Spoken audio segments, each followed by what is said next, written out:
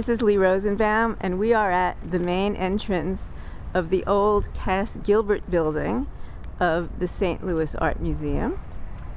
And there's the backside of the sculpture that everyone sees, the equestrian statue. We're going to go around the museum and see some of the new construction that's about to open. So we're now at the back of the Cass Gilbert building, the original St. Louis Art Museum building that we saw from the equestrian statue side.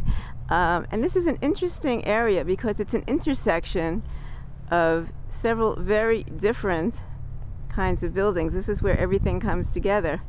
Again, that's the original.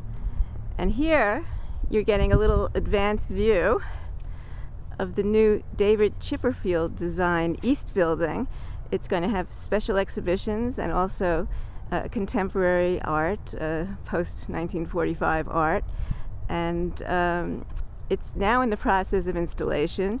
It has these vast window walls, which right now are totally covered with shades. They have the ability to regulate the light with these shades. The walls are of a poured concrete with a kind of limestone aggregate. It's actually a very rich surface. See if I can take you over there to get a better view of it. Very large blocks of poured concrete were used to create this.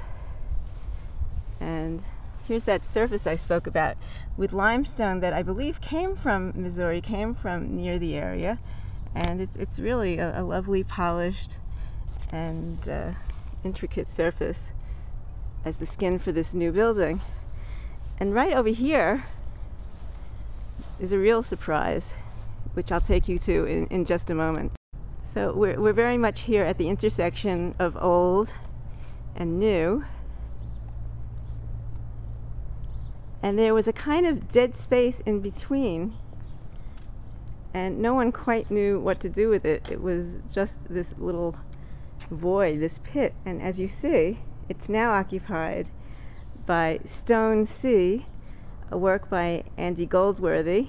He was given carte blanche to pick any place he wanted to for his commission here for the in connection with the expansion, and he chose a very unusual space, the one at the intersection of the old and new buildings, creating these waves of stone, these arches. And I'm here with Tricia Paik, who's the Assistant Curator for Modern and Contemporary Art. Well, tell us, Tricia, what we're looking at here. So this is a work by Andy Goldsworthy, Stone Sea, created last year, just the end of 2012. Mm-hmm. And here what Andy has done is explored the ancient roots of St. Louis geology and of the Midwest proper. That once, many years ago in the ancient period, the Midwest was once a sea.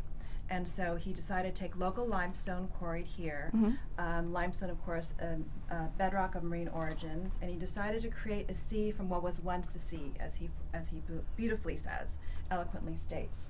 And so the sense is to bring the idea of fluidity of stone into this dense network of arches, and to create a space that you can walk through. Let's do that. And experience, of course,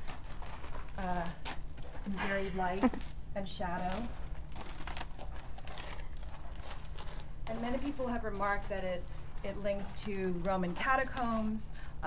It links also to this notion of being in the sea. And it also references, I believe, something else, which is the stone in the aggregate concrete, the aggregate in the concrete that David Chipperfield. Yes, and that was a happy accident in the selection. That was stone selected originally, a Missouri aggregate selected by David Chipperfield, and then this stone was chosen by our local quarry. So that was a lovely serendipity for us. And a little bit about the construction of these things. There's no mortar involved. No mortar. It's based on ancient Roman dry stone engineering, and Andy and his crew of 5 or 6 worked for a period of 6 weeks to create this masterful work. Well, he was given plans of what we were eventually going to build, and he immediately fell in love with this particular site, which is quite remarkable because this is a site that's sunken.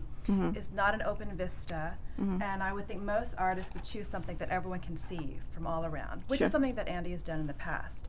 But he fell in love with this space as it continues his interest in exploring sunken areas, and that it also really brought the connection of the old building with the new building, and he loved that particular idea. And he liked the challenge of working within this confined space and finally bringing to life a concept of these densely installed arches that he had been thinking about for many years. And so he chose this site as a place where he could finally bring that to fruition.